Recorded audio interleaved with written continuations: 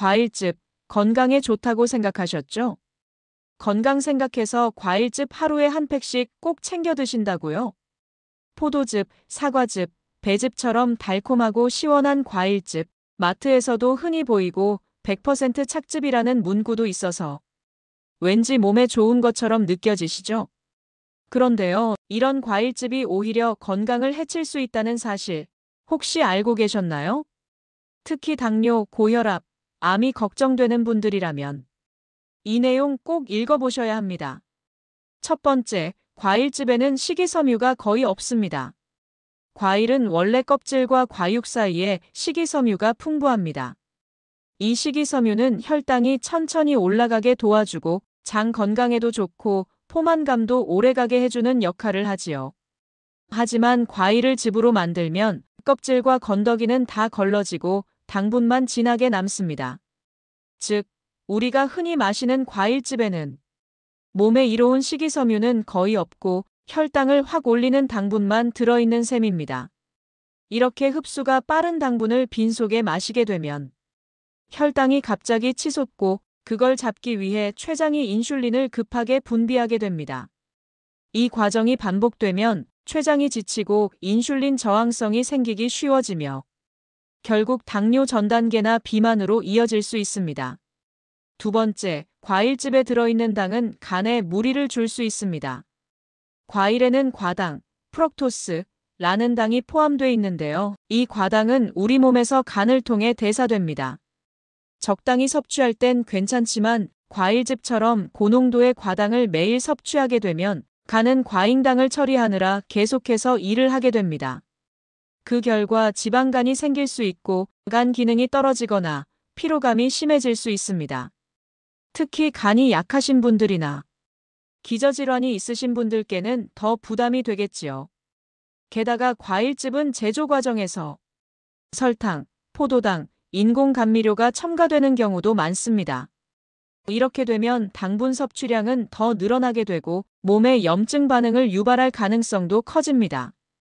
세 번째, 암세포가 자라기 좋은 환경을 만들 수 있습니다.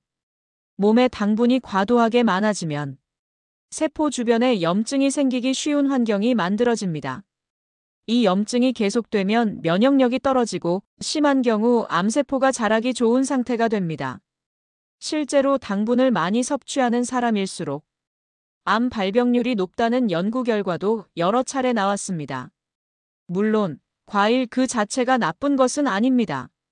문제는 과일즙처럼 당만 남고 영양소는 줄어든 형태로 많이, 자주 섭취하는 것이 건강에 해로울 수 있다는 점입니다. 게다가 시중에 판매되는 과일즙 중 상당수는 100% 착즙이라 적혀 있어도 실제로는 농축액에 물을 탄 것이거나 향료나 비타민C를 인위적으로 첨가한 제품인 경우가 많습니다. 이런 제품은 진짜 과일보다 영양소는 적고 첨가물과 당분만 높아서 건강에 이롭다고 보기 어렵습니다. 그렇다면 어떻게 드셔야 할까요? 통과일을 드시는 것이 가장 좋습니다. 껍질째 먹을 수 있는 과일은 껍질째 드시는 것이 좋고 씹는 과정에서 포만감도 생기고 혈당 상승도 완화됩니다. 정말 즙으로 드시고 싶다면 직접 만든 생과일 스무디를 추천드립니다. 믹서기로 갈아 마시면 식이섬유까지 함께 섭취할 수 있기 때문입니다. 시중 제품을 고를 땐 무가당 NFC 무첨가 표시가 있는지 꼭 확인하세요. NFC는 농축하지 않은 직접 착즙이라는 뜻으로 그나마 과일 본래에 가까운 형태입니다.